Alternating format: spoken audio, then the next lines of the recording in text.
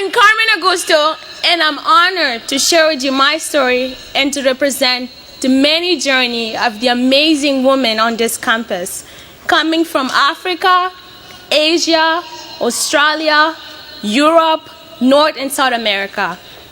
We have all come from around the world to embark in this remarkable and sometimes rocky experience.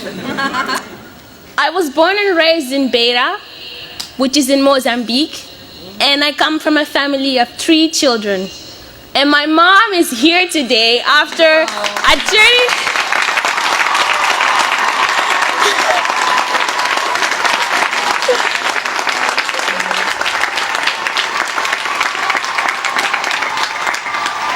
After a 35-hour flight journey just to witness my graduation.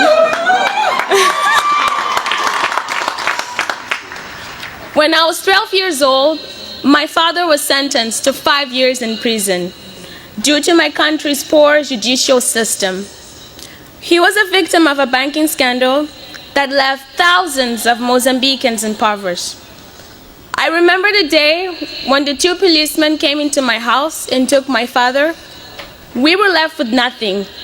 And from that day on, I knew that my life would completely change. As a nurse, my mom didn't make enough to pay for her bills and afford her daily expenses, so she took on night shifts just to afford at least 1 meal per day for her family. With my dad in prison, I had to wake up every day at 5 a.m., clean my house, cook my dad's meals, and drop them off in prison, where I'd find a line of about 100 to 300 women waiting outside for their husbands to finish eating. After, I'll quickly race to school in order to make it on time for my first class. When I moved up to secondary public education in Mozambique, it was quite different. In my classroom, we're about 90 students per teacher, and in a day we're supposed to have 7 classes, only 1 or 2 teachers would actually show up. Everyone around me cheated, everyone paid to pass a class, and that was normal. That was all I knew. That was the only form of education that I was aware of. In 2009, I was selected to attend a school in South Africa called the African Leadership Academy, also known as ALA,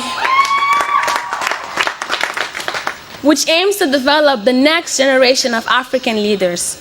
That's when I began to understand the power of education.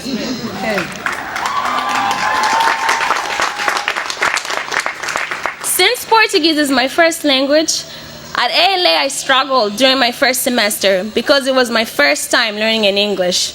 So when I finished my 2 years at ALA, I knew that I still needed to improve on my English skills. So I took a gap year at Miss Porter School in Connecticut. That's when I met my amazing host parents, Peter and Cindy Pertillo, who knew nothing about me, but took me in as their daughter and supported me throughout my years and at Smith as well.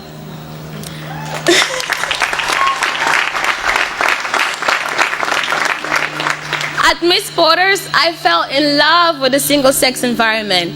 And so when my college counsel told me about Smith, I visited and I applied. At Smith, I really enjoy my economic classes with my advisor, Roger Kaufman.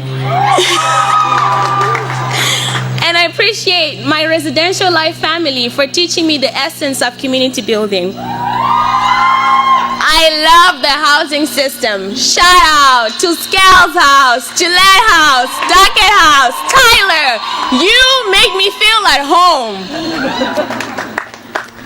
I'm very grateful for alumni like you who made my journey possible and so many others possible.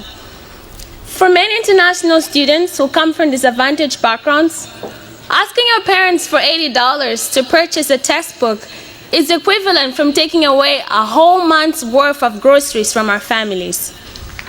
However, it's because of you and the Smith Student Aid Society that many of us, including me, are able to get eyeglasses, go to the dentist, buy our Ivy Day dresses, and attend academic conferences. Thank you for caring about us. Your kindness makes a difference in our lives. I'm very thankful for my peers and my teachers who encouraged me to strive for excellence, and to Smith for making me the woman I am today.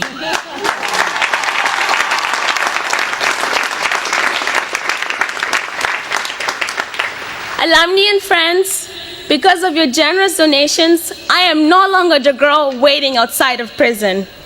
I am the woman who had internships with General Electric, Carnegie Mellon, and Coca-Cola.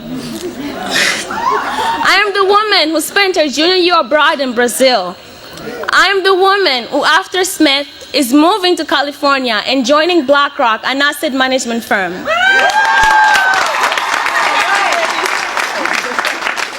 Obrigada, merci beaucoup. Thank you for making my Smith experience possible.